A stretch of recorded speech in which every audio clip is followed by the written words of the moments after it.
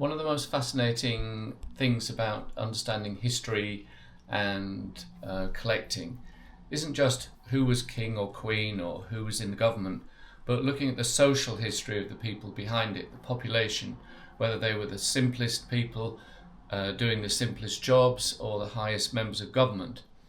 And one of the best ways of looking at that side of things is through ephemera. And these sort of things that I have on my desk are part of what we refer to as ephemera, letters, correspondence, and so on. And I found this one recently, which is typically sealed with wax, and this dates from 1856. Very, very lovely item, and you've got a stamp on this side and the address. And one of the most interesting things that we find these days is the comparison between the delivery time then and now.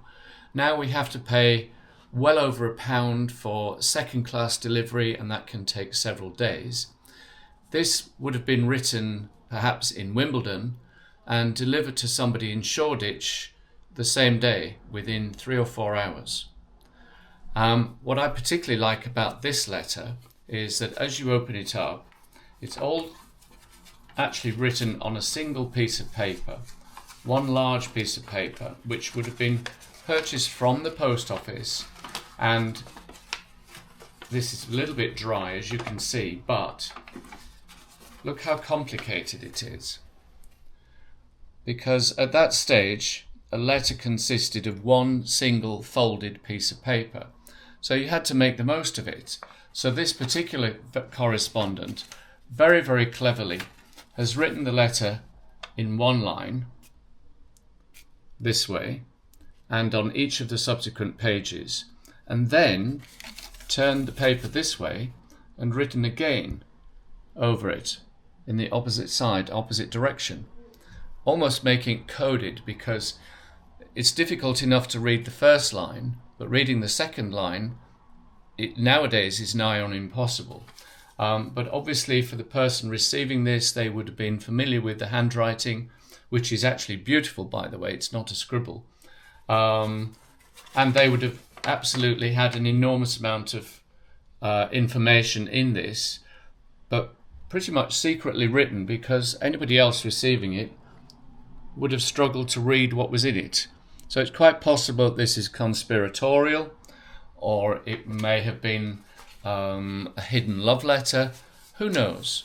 But one of the fascinating things, as I said, about ephemera and correspondence from, well, basically 150 years ago. And along with this came another little letter here dated 1874. This is the opposite. This is just a very simple little greeting. And it was returning an item to its owner after being cleaned. And the person writing the letter expressing the hope that it looks better now it has been cleaned. But again, a lovely little piece of ephemera, and written from Crystal Palace. Not just somebody near Crystal Palace, but actually Crystal Palace itself, which of course was destroyed by fire. And along with that came several other little items of ephemera. This one is a little report from the Licensed Victuallers Association about an asylum. And by an asylum, they didn't just mean somewhere for the insane. It wasn't a hospital. But if you look at the back of it, this was a really very, very important charitable institution, because they have a whole collection of houses, chapel, chaplain, residences, and so on, all intended not just for people who had mental disabilities, but for the poor. So the Licensed Victuallers of London, who were basically the publicans of the time, as they are now, were very, very philanthropic. And it says here that the number of inmates is 197. The cost of maintenance per annum was an astounding £5,300. And for that, they were caring for 197 people.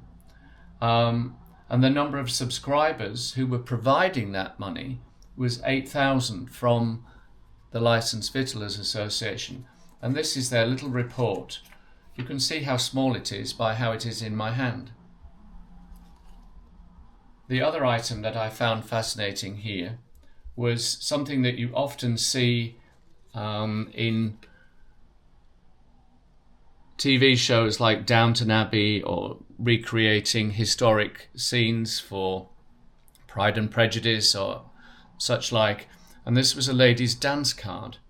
And this one is for a dance for the RNAV Cinderella Ball in 1891 at the Cannon Street Hotel.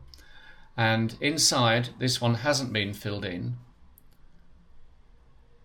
You can see the list of the dances. There were going to be 16 dances, and there are 16 opportunities for the lady to have somebody written in the name of one gentleman or another, all of whom were potential suitors. So again, a lovely, lovely piece of social history. And this particular one, being at the Cannon Street Hotel, wasn't high society. It was probably a middle-class event. But nevertheless, they were still following the principles of high society matchmaking and having the dance card. So a nice little group of ephemera there, not valuable, but socially interesting and wonderful to collect.